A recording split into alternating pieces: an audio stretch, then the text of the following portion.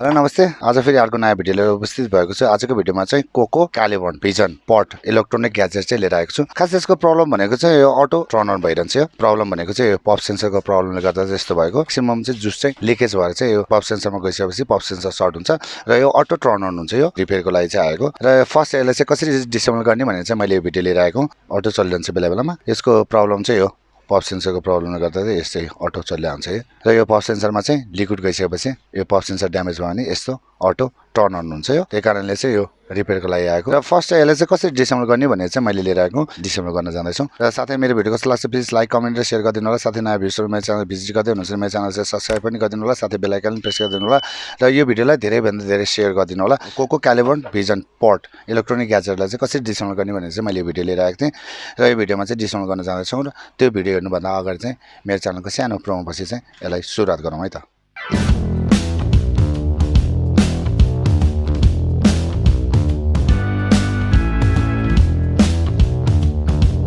Plastic टाइपको opener लिइसकेपछि हामीले यो साइडबाट चाहिँ यसलाई रिमुभ गर्नुपर्ने हुन्छ। हामीले ग्लु रिमुभर चाहिँ चाहिन्छ। यो मैले 530 चाहिँ युज गर्छु। यो चाहिँ हामीले चाहिन्छ। यो लगाइसकेपछि इजी तरिकाले चाहिँ बाहिर निक्लिन्छ। यो माथिको मात्रै निक्ल्यो। यो तलको पनि निकाल्नु पर्ने हुन्छ। केयरफुल भएर चाहिँ रिमुभ गर्नुपर्ने हुन्छ किनभने यसको वायरहरू सबै निक्लिन सक्छ। यति ओपन भइसकेको छ। यहाँ ट्युजर लिएपछि यो ट्युजरले यसरी माथि यसको जुन तलको यो व्हाइट पेपर छ यो व्हाइट पेपरलाई चाहिँ हामीले बिस्तारै माथि रिमुभ गर्नुपर्ने हुन्छ। यसरी रिमुभ गरेपछि सेम टु सेम यो Gk2 टाइपमा जस्तै बनाएको छ। यो Gk2 मा नि यस्तै छ। यो Gk2 भिजनमा नि सेम टु सेम तर यो मेटलमा छ। यो चाहिँ यहाँ अटो टर्न अन हुन्छ। यसलाई चाहिँ मैले यहाँबाट चाहिँ रिमुभ गर्नुपर्ने हुन्छ। यसरी चाहिँ यो रिमुभ भयो।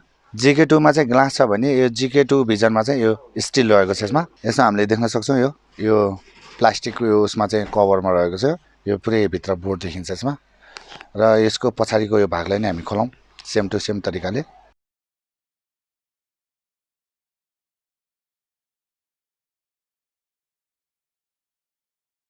यसमा चाहिँ ग्लु लगाइकन राखेको हुन्छ।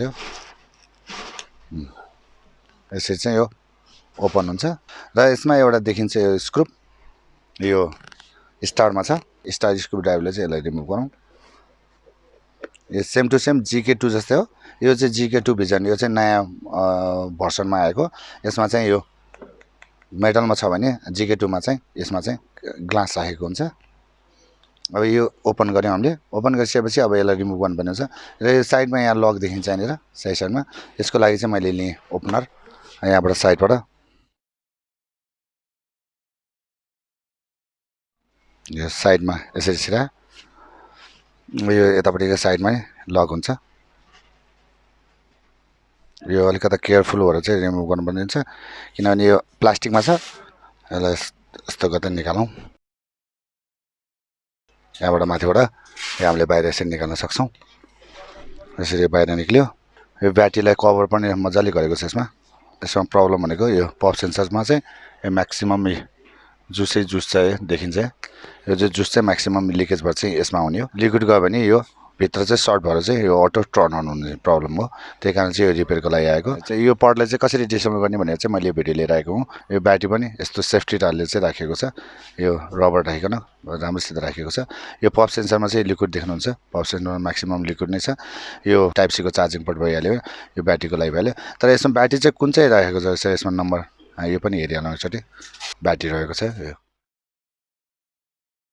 देख्न सकिन्छ। यसमा पप सेन्सरमा चाहिँ लिक्विडले चाहिँ गर्दाखेरि चाहिँ यस्तो अटो टर्न अन हुने प्रब्लम आएको। यसको लागि चाहिँ रिपेयरको लागि आएको थियो र फर्स्ट चाहिँ यसलाई चाहिँ कसरी डिसेबल गर्ने भनेर चाहिँ मैले भिडियो लिएर आएको हुँ। यो भिडियोमा चाहिँ डिसेबल पनि गऱ्यौँ। मेरो भिडियो कस्तो लाग्छ प्लिज लाइक कमेन्ट र सेयर गरिदिनु होला। साथै नयाँ भ्युजहरू मेरो च्यानल भिजिट गर्दै हुनुहुन्छ मेरो च्यानल चाहिँ सब्सक्राइब पनि गरिदिनु होला। साथै बेल आइकन प्रेस गरिदिनु होला। कस्तो भिडियोहरूलाई चाहिन्छ प्लिज कमेन्ट पनि गरिदिनु होला। यो भिडियोलाई धेरैभन्दा धेरै सेयर गरिदिनु होला। जुन आज चाहिँ यो क्यालिबर्न Gk2 भिजन पडलाई चाहिँ कसरी डिसेबल गर्ने भनेर चाहिँ मैले यो भिडियो लिएर आएको थिएँ र यो भिडियोमा डिसेबल पनि गऱ्यौँ भन्दै अर्को भिडियोमा चाँडो भेट्ने बाचा गर्दै यो भिडियोबाट चाहिँ म बिदा लिन चाहन्छु।